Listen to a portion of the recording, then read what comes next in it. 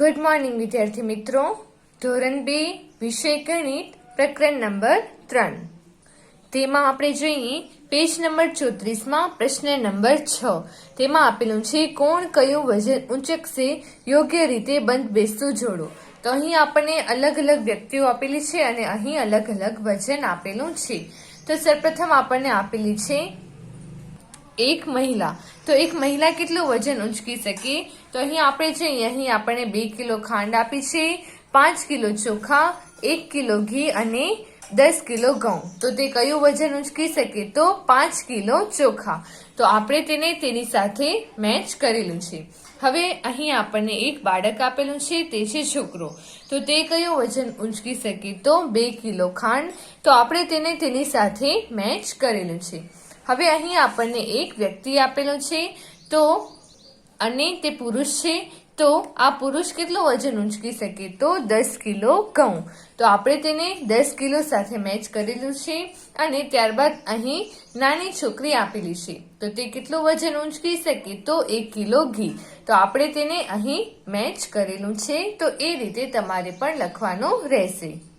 Next આપણે જોઈએ ગૃહ કાર્યનો પ્રશ્ન નંબર 1. તેમાં આપેલું છે નીચેની વસ્તુઓને હલકાથી ભારેના ક્રમમાં 1 થી 5 ક્રમ આપો. તો હલકાથી ભારે એટલે સૌથી હલકી વસ્તુને પહેલો ક્રમ, તેનાથી ભારે હોય તેને બીજો, એવી રીતે ભારે વસ્તુઓ તરફ ક્રમ વધારતું જવાનું છે. તો તમે જુઓ, અહીં સૌથી હલકી વસ્તુ કઈ છે? તો અહીં આપણને ઉંદર આપેલો છે.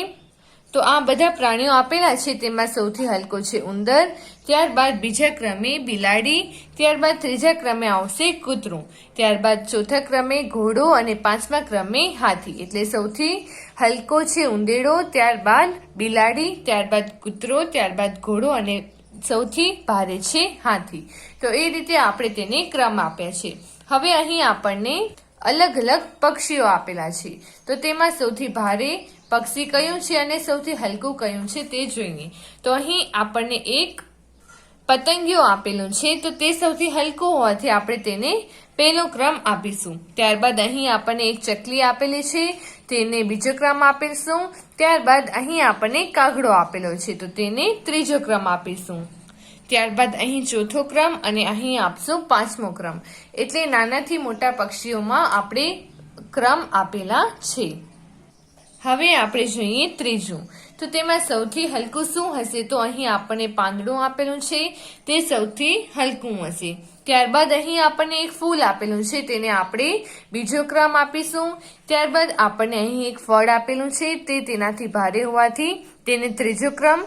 ત્યારબાદ અહીં આપણને એક ડાળકી આપેલી છે, તેને આપણે ચોથો ક્રમ આપીશું. અને સૌથી ભારે હશે વૃક્ષ, તો અહીં તેને 5મો ક્રમ આપણે આપીશું. હવે આપણે ત્યારબાદ જોઈએ તો અહીં આપણને એક પુસ્તક આપેલી છે, એક પાનું, એક ચોપડી અને રૂ આપેલા છે અને એક ફાઇલ આપેલી છે. તો તેમાં સૌથી હલકી વસ્તુ શું છે? તો પાનું. તો તેને આપણે પહેલો ક્રમ આપીશું. ત્યારબાદ તેનાથી હલકી છે તેનાથી ભારે વસ્તુ હશે, 2 પાના આપેલા છે તે, તો આપણે તેને બીજો ક્રમ આપીશું. ત્યારબાદ તેનાથી ભારે હશે આ રૂ, તો તેને આપણે ત્રીજો ક્રમ આપીશું. ત્યારબાદ આ ફાઇલ આપેલી છે, તેને ચોથો ક્રમ અને 5મો ક્રમ આપીશું પુસ્તકને. હવે આપણે અહીં જોઈએ, અહીં આપણને ઇલેક્ટ્રિકની વસ્તુ આપેલી છે. તો તેમાં સૌથી હલકી વસ્તુ હશે ઇયરફોન, તેને પહેલો ક્રમ આપીશું. તેનાથી ભારે હશે ચાર્જર, તો તેને બીજો ક્રમ આપીશું. તેનાથી ભારે હશે મોબાઈલ ફોન, તો તેને ત્રીજો ક્રમ આપીશું. તેનાથી ભારે લેપટોપ, તો તેને ચોથો ક્રમ અને સૌથી ભારે હશે ટીવી, તો આપણે આ ટીવીને 5મો ક્રમ આપીશું. તો આ રીતે તમારે પણ કરવાનું રહેશે. તો વિદ્યાર્થી મિત્રો, આજે આપણે જેટલું પણ વર્ક કર્યું એ તમારે સ્વાધ્યાય પોથીમાં પેન્સિલથી લખી લેવું અને તેની સાથે આપણો પ્રકરણ નંબર 3 અહીં પૂરો થાય છે. તો નેક્સ્ટ વિડીયોમાં આપણે પ્રકરણ નંબર 4 થી શરૂઆત કરીશું.